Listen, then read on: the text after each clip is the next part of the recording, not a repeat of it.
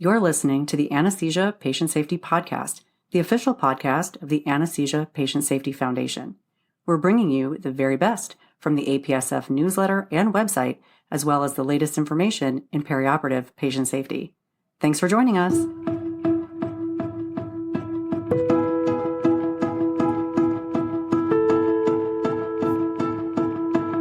Hello, and welcome back to the Anesthesia Patient Safety Podcast. My name is Alli Bechtel, and I'm your host. Thank you for joining us for another show. We are venturing outside of the operating room today and up to the labor and delivery suite to discuss maternal patient safety from the perspective of what then and what now. This is a very special two-part show. You've heard me recognize our corporate sponsors on this show, but there's another supporter who is absolutely essential: you. Did you know that the APSF is registered as an Amazon Smile charitable organization? All you have to do is select Anesthesia Patient Safety Foundation as your Amazon Smile designee, and then every time you make a purchase on Amazon Smile, the Amazon Smile Foundation will donate 0.5% of the purchase price to APSF from your eligible Amazon Smile purchases. I will include a link to more information in our show notes. We are going to return to the 35th anniversary APSF newsletter to discuss two very important articles: National Partnership for Maternal Safety, Maternal Safety Bundles by Jennifer Benayan and Barbara Scavone. You can find the article at apsf.org by clicking on the newsletter heading. First one down is the current issue. Then scroll down and you will see the article listed on the left. At the top of the article is a link to the original article from the October 2016 APSF newsletter that we will be reviewing first to talk about what then. I will include links to both of these articles in the show notes. Before we get to the article today, I reached out to one of the authors, Jennifer Benayan, an associate professor of anesthesiology at Northwestern University in Chicago, and she shared with us what got her interested in this important topic. What I realized is that despite all of us living in a country with almost every healthcare luxury known to earth, we are still witnessing a rising rate of maternal mortality and morbidity that is really not seen in other developed countries. And this really frightened me. And so I realized as an anesthesia provider, we need to shoulder this responsibility of maternal health with our colleagues because we have the skill set and we have the expertise to contribute to better care for our pregnant patients. What a great way to start the show. And we will be hearing more from Benayan in the next show as well.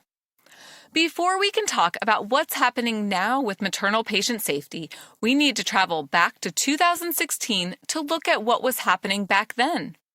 From the October 2016 article, Benayan and Scavone start off with some staggering information. Since the United States is the only developed country where maternal mortality has been rising since 1990, and pregnant women in the United States are 3 times more likely to die from pregnancy-related complications than women in Britain, Germany, and Japan. And this is a newer trend. Before 1982, maternal mortality in the United States had been improving due to better medical care, increased hospital deliveries by physicians trained in obstetrics, and utilization of aseptic technique. The most common causes for maternal mortality in the past have included hemorrhage, hypertensive disorders, thromboembolic events, and infections.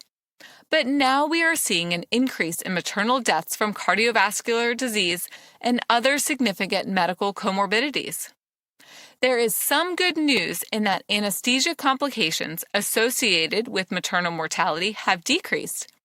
But this is not the time to become complacent, since anesthesia professionals committed to patient safety need to continue to help our patients throughout pregnancy, delivery, and postpartum. What is happening in the United States that we are seeing this increase in maternal mortality and severe maternal morbidity?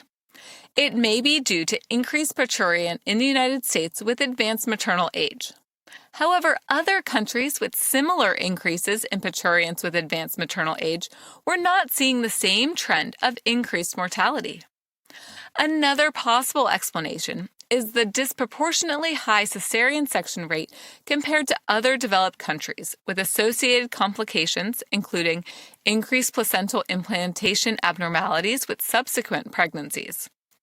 Finally, the U.S. mortality rate may be rising due to increased rates of significant chronic health conditions seen in pregnant patients in the United States, including obesity, hypertension, diabetes, and chronic heart disease. There is a call to action to identify and evaluate the maternal mortality causes and look for preventable risk factors. We can look to California for an example of how to do this. Between 2002 and 2004, there were 207 documented maternal deaths in California, and 40% of these were identified as being potentially preventable. Further evaluation revealed the 3 conditions that were most likely to be preventable, including obstetric hemorrhage, deep venous thrombosis, and preeclampsia and eclampsia. This information was used to create free online toolkits available to anyone by the California Maternal Quality Care Collaborative, complete with articles, guidelines, implementation guides, and educational documents to help prevent maternal death. 5 years later, the maternal mortality in California decreased significantly, while the national maternal mortality rate continued to increase between the years of 2008 and 2013. Studies have shown that protocols are effective for improving patient outcomes, such as reducing maternal hemorrhage by increasing education and resources and providing a toolkit. Another example of this comes from New York State, where clinician leaders in collaboration with the American Congress of Obstetricians and Gynecologists created the Safe Motherhood Initiative in 2013. This initiative included standardized risk assessment tables, protocols, checklists, and algorithms to decrease variability in practice and improve patient safety. 3 bundles were created on hemorrhage, hypertension, and venous thromboembolism. This group was committed to increasing education and resources by offering CME and bundle boxes with implementation guidance, posters, brochures, checklists, algorithms, and tables, in addition to further education with PowerPoint presentations and audio recordings. Dr. Elliott Main, who helped decrease maternal mortality in California, worked to make similar changes across the nation. Eventually, the National Partnership for Maternal Safety was created within the Council on Patient Safety in Women's Healthcare, with the mission to, quote, continually improve patient safety in women's healthcare through multidisciplinary collaboration that drives cultural change. And this group stands behind collaboration because many different professional organizations are part of this coalition, and it remains committed to being a multidisciplinary group. The goal is to decrease maternal morbidity and mortality in the United States by 50% through evidence-based interventions implemented as bundles to improve patient safety. The National Partnership for Maternal Safety focused on hemorrhage, hypertension in pregnancy, and venous thromboembolism. And I will include a link to their website in the show notes. I hope that you will check it out. The information is free and available to the public. The bundles are an important step towards improved maternal patient safety, since they include a range of evidence-based recommendations that are put into an organized and accessible format with an emphasis on institution modification to meet local needs depending on available resources.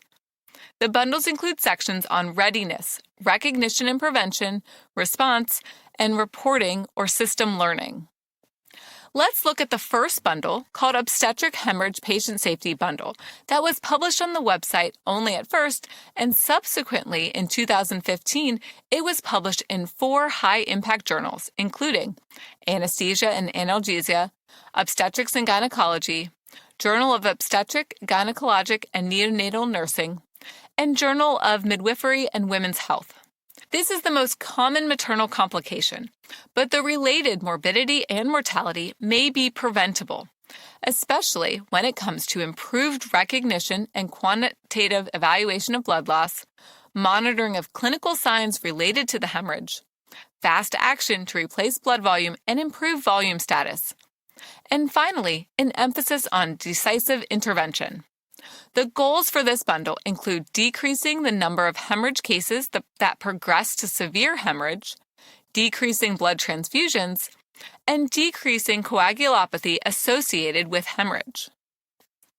A closer look at the hemorrhage bundle takes us into the readiness section, which includes supplies such as a hemorrhage cart and medications, as well as systems that need to be available to prepare for a potential hemorrhage case. The next part of the bundle involves recognition and prevention, with patient assessments that can and should be done for every patient. An important component of the assessment is measuring total blood loss. The next section is the response section, which involves stage-based obstetric hemorrhage emergency management plans. The last section is reporting and system learning, which is a guide for a multidisciplinary review and debriefing after every case of severe hemorrhage so that the team can work towards improved patient safety in the future. Another maternal safety bundle revolves around severe hypertension in pregnancy. It is so important to recognize clinical signs of preeclampsia, including hemolysis, thrombocytopenia, elevated liver enzymes, and pulmonary edema, since close management can help prevent serious complications such as stroke and maternal death. A closer look at the bundle reveals the following sections: readiness with diagnostic criteria and antihypertensive medication dosing and administration guides, recognition and prevention with protocols to measure and evaluate blood pressure, response with management plans for cases of severe hypertension and eclampsia, and reporting and system learning with recommendations for multidisciplinary case reviews. The third bundle created was for venous thromboembolism in pregnancy. And this was just in the draft form back in 2016, but there was promising data from the United Kingdom that incorporation of VTE prophylaxis could lead to decreased maternal mortality. Back in 2016, the authors wrote that it was important to understand that many cases of maternal morbidity and mortality could be prevented. Anesthesia professionals are an important part of the obstetric care team and can help to manage patients with life-threatening emergencies. And we should embrace the role as peripartum physicians and work with other physicians and healthcare professionals to improve maternal patient safety and work to help decrease the rates of maternal morbidity and mortality. We have so much more to talk about when it comes to maternal safety bundles, especially because we haven't even started talking about the What Now article from the 35th anniversary APSF newsletter. And I am sorry to leave you in suspense, but I wanted to leave some time to tell you about an exciting research opportunity. The APSF is working with the Foundation for Anesthesia Education and Research, or FAIR, to help promote the upcoming Mentored Research Training Grant.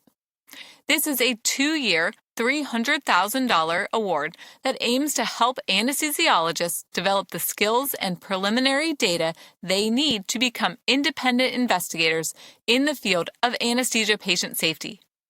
If you are interested in pursuing the APSF FAIR Mentored Research Training Grant, you will need to submit a letter of intent prior to submitting a full application. The letter of intent submissions will open December 1, 2020 and close January 1, 2021. More information can be found on our website, and I will include a link in the show notes as well.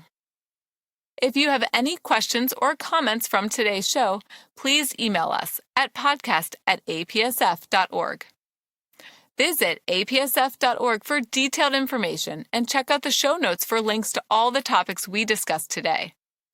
We hope that you will tell your colleagues about this podcast as we work to spread the word about improving anesthesia patient safety. For more anesthesia patient safety tweets and posts, please follow us and like us on Twitter and Instagram. Until next time, stay vigilant so that no one shall be harmed by anesthesia care.